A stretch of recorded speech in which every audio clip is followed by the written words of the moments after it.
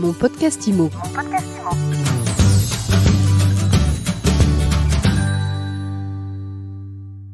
Bonjour et bienvenue dans ce nouvel épisode de Mon podcast IMO.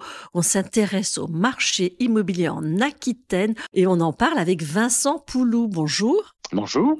Vous êtes président adjoint et futur président, je crois, de la FNAIM Aquitaine, ex-coprésident de la chambre FNAIM Béarn Bigorre Pays Basque et patron de l'agence ERA Luz Immobilier à Saint-Jean-de-Luz. Bref, vous êtes l'homme du Sud-Ouest. Ben oui, il faut croire. Je suis bien implanté chez moi au Pays Basque depuis maintenant 24 ans. Comment se porte le marché immobilier ? On a beaucoup parlé de l'envolée des prix au Pays Basque. Où est-ce qu'on en est et quelles sont les tendances qui se dégagent là pour le premier trimestre ? Alors, où est-ce qu'on en est ? Le marché au Pays Basque, il y a bien sûr deux marchés principaux. Il y a le littoral, la côte basque, et le Pays Basque intérieur. La côte basque, ça fait déjà plusieurs années que les prix se sont envolés et qu'il y a une très forte demande sur notre marché immobilier, avec une progression des prix depuis 2018 qui est aux alentours de 30%. Et on arrive aujourd'hui sur les marchés de Biarritz ou Saint-Jean-de-Luz à des prix très très élevés qui se rapprochent de la région parisienne, voire même de Paris et certains arrondissements parisiens. Comment est-ce que vous expliquez, vous, cet attrait du Pays Basque ces dernières années ? Alors, le Pays Basque, ça a toujours été une région attractive pour les résidences secondaires. Ça, c'est une région touristique. Avec donc, on cumule les marchés de la résidence secondaire, de l'investisseur, de la résidence principale. Donc, il y a une forte demande et notre marché immobilier n'est pas très très important. Donc, une tension sur la demande, ça aboutit à une augmentation assez importante des prix. Est-ce qu'il continue d'augmenter ces prix-là depuis le début de l'année ? Il y a toujours plus de demandes que d'offres. Ça, c'est une caractéristique de l'immobilier sur la côte basque. Depuis le début de l'année, la demande s'est un peu ralentie, mais on est toujours avec une demande supérieure à l'offre. Donc, les prix n'augmentent plus, mais ils sont suffisamment hauts, voire très élevés aujourd'hui, et c'est bien que cette augmentation stagne. On n'est pas encore sur une baisse de prix. On a beaucoup parlé aussi ces dernières semaines des villas détenues par des oligarques russes sur la côte basque. Est-ce qu'il y a beaucoup de villas qui ont été réquisitionnées par le gouvernement ? C'est notamment vrai sur Biarritz, qui a toujours accueilli une communauté russe. Et depuis l'époque des tsars, il y avait déjà une communauté russe, et même une église orthodoxe sur Biarritz. Donc c'est vrai, il y a quelques oligarques qui ont des maisons sur la côte basque, notamment à Biarritz. Est-ce qu'on peut dire que là, c'est l'arrivée des Russes ces dernières années, qu'on peut-être artificiellement fait monter les prix ? Non, les acquéreurs, ce sont surtout des Français. Après, il y a quelques personnes qui viennent de l'étranger, il y a quelques Russes, il y a des gens de Norvège qui sont assez discrets, mais il y a des lignes directes entre la Norvège et Biarritz, d'avion.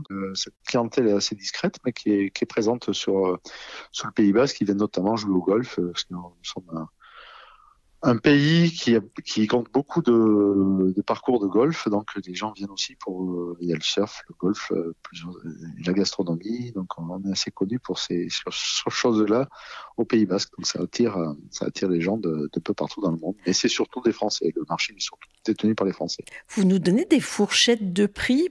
L'ordre de grandeur, alors on parlait des villes phares en termes d'immobilier, en prix, c'est Biarritz et Saint-Jean-de-Luz. En front de mer, on est entre 14 et 20 000 euros le mètre carré. Dans les villes, Biarritz, Saint-Jean-de-Luz, jusqu'à 300 mètres à vol d'oiseau du littoral, on va être entre 6 et 8 000 euros le mètre carré, voire même 10 000 pour certains produits. Et après, on s'abaisse un peu autour de 5 000 euros le mètre carré. Donc c'est quand même des chiffres qui sont très élevés pour la province et qui posent des problèmes pour les locaux, pour se loger, pour les gens qui vivent, qui sont originaires du Pays Basque. Ça crée des tensions aussi à ce niveau-là. Les politiques, les élus ont du mal à calmer la colère des habitants locaux, et l'augmentation des prix à la vente fait aussi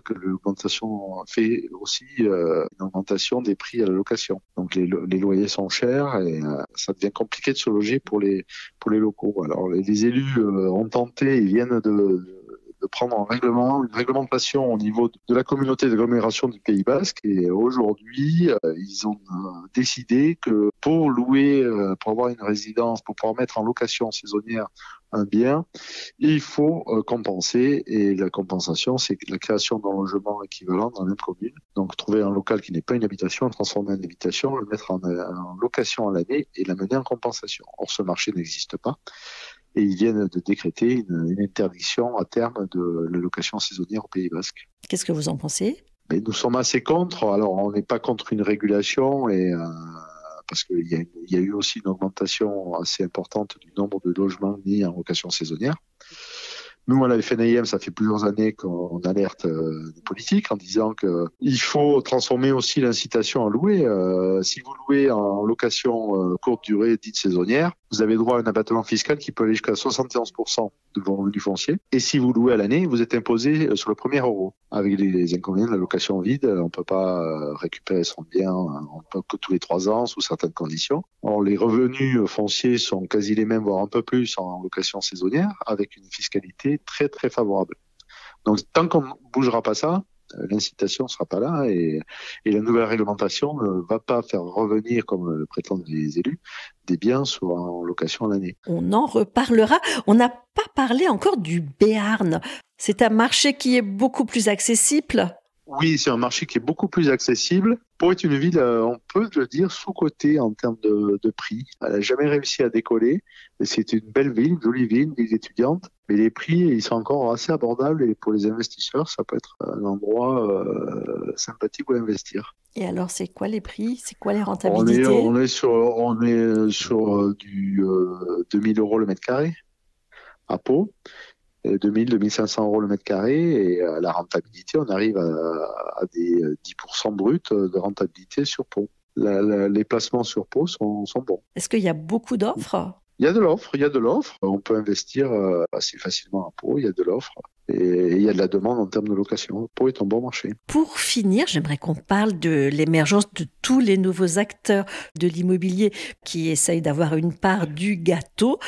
Comment vous vous adaptez, vous, à l'émergence de ces nouveaux acteurs ? Alors, les agences immobilières classiques, entre guillemets, c'est-à-dire avec une vitrine, c'est vrai qu'on est depuis quelques années, le marché, ça fait une dizaine d'années que le marché progresse. Et donc, on a été attaqué, une attaque entre guillemets aussi, par des nouveaux acteurs sur le marché, tels que les mandataires qui travaillent pour un agent immobilier, parce qu'on travaille toujours sous couvert d'une carte d'un agent immobilier. Il y a des grosses boîtes, des grosses sociétés qui se sont montées, et avec des agents immobiliers qui sont à un millier de kilomètres de leurs commerciaux. Donc ces gens-là, bien sûr, sont sur le terrain. Ils sont formés, ils sont pas suivis de près par leur agent immobilier, qui est titulaire de la carte, puisqu'ils sont à des centaines de kilomètres de ce dernier. Ils sont sur le terrain, ils prennent des parts de marché, donc ça nous pose quelques problèmes. L'agent immobilier est soumis à une réglementation assez stricte et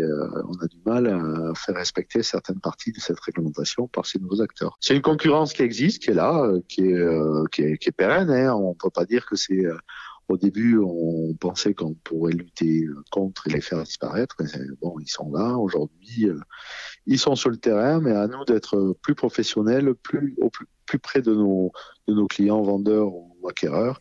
Et il faut qu'on monte aujourd'hui notre professionnalisme, il faut qu'on monte en gamme, il faut qu'on puisse répondre à toutes les questions de nos clients et au plus près possible du terrain. Et nous, on est là pour les servir vraiment à leur côté et on est très proche puisqu'on travaille nous, à courte distance, c'est-à-dire chaque agent immobilier travaille dans un rayon de 10-15 km autour de son agence maximum. Oui, parce que si on se place du côté du client pour terminer, à son niveau à lui, comment pouvez-vous faire la différence ?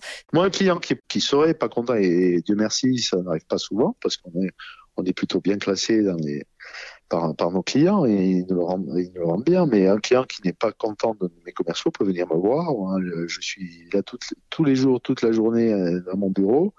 Je suis disponible pour eux et ce qui n'est pas le cas pour un commercial qui travaille pour un mandataire, pour un agent immobilier qui utilise des mandataires à longue distance.